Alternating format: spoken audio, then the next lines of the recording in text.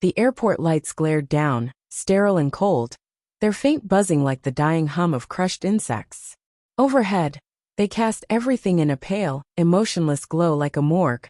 The ticket agent's voice carried a practiced sympathy, worn thin from overuse, distant, rehearsed, automatic. "I'm sorry," he said, not meeting my eyes, "but there's no ticket under your name."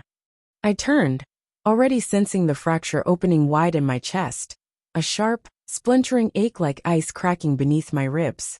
Elena barely looked up. Her expression didn't hold surprise, only a cold, almost satisfied indifference. A shrug, the smallest twist of her lips, something cruel and unfamiliar, like a stranger trying on her face. "Of course we only booked the family," she said, her voice honed to a quiet blade. Beside her, her mother, Marcia, gave a shrill laugh, not of amusement but of triumph. It rang through the terminal like broken glass, harsh and jarring. "Maybe you can take a cheap bus and catch up," she said, her eyes glittering with smug cruelty. I didn't respond. I didn't beg. I didn't ask questions I already knew the answers to. Instead, I bent to pick up my bag, nodded once, a gesture of quiet acknowledgement, perhaps even gratitude for the lesson, and walked away. Their laughter followed me, thin and echoing, clinging to the air like smoke. It hadn't always been this way. There was a time when Elena had clung to me with desperate urgency, like a drowning woman clutching driftwood. She had begged me to be her anchor, her stability, her home, her lifeline. And I gave her everything. Time, patience, money, love. I sold off pieces of myself, slowly and without complaint, so she could construct something grand and safe from the ruin of her past. Marcia had always been there too, a silent force of erosion in our marriage, whispering poison in Elena's ear, sowing doubt and entitlement. I tolerated her for Elena's sake. I thought love would be enough to weather it. But love, I learned, only counts until someone offers something shinier, richer, newer. I spent 6 hours in a grimy diner across from the airport, my coffee growing cold and thick with neglect. I imagined Elena settling into her seat on the plane, our children beside her, my money in her purse, my trust bleeding from the wounds she'd carved. And something within me began to wake. Not rage, that would burn too quickly. Not sorrow. I couldn't afford the luxury of tears. No, what stirred was older, colder, a part of me long buried, the part that knew how to wait, how to endure, how to strike. The weeks that followed became a silent symphony of planning. First, I understood the battlefield. There was a new man, of course. A lawyer. Wealthy. Conveniently single. Marcia's influence was all over the setup. Elena's upgrade. I was no longer necessary. Only the broken rung they stepped from on their way to higher things. So I watched. No outbursts. No confrontation. Just patience and clarity. I tracked them. Hotel reservations, secret dinners, new bank accounts opened in Elena's name. Her signature shifting money quietly from our shared resources into her private coffers. But I had prepared long before betrayal fully bloomed. Almost instinctively, months ago, I'd begun moving things into safe places. She didn't even realize how little control she had. Step 1. I froze the joint accounts. No warning.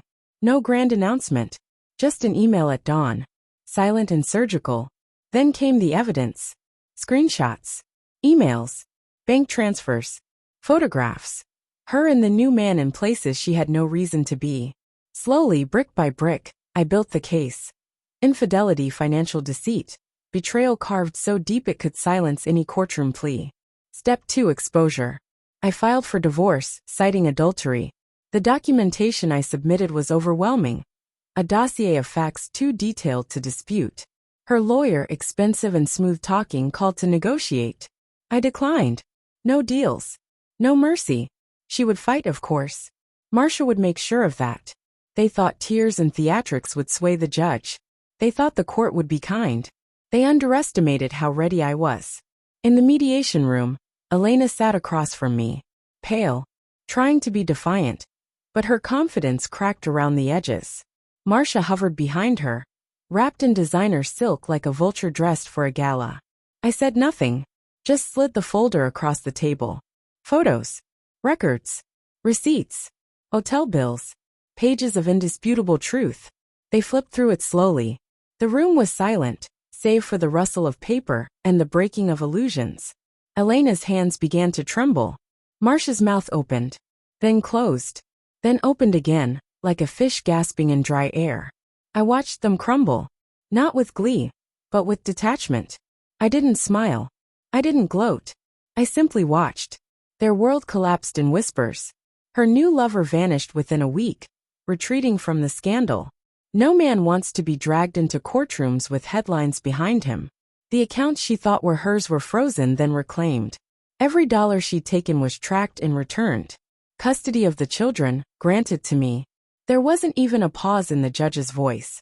And Marcia? An anonymous tip, complete with detailed records of undeclared income, brought her face to face with a tax investigation. I had found the inconsistencies while collecting evidence. I simply passed them along. Piece by piece I dismantled them. Every step calculated. Every outcome inevitable.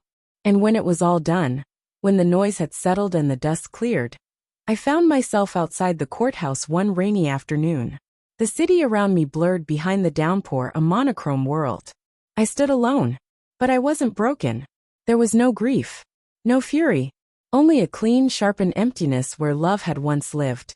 They had gambled everything, believing I would shatter. They were wrong.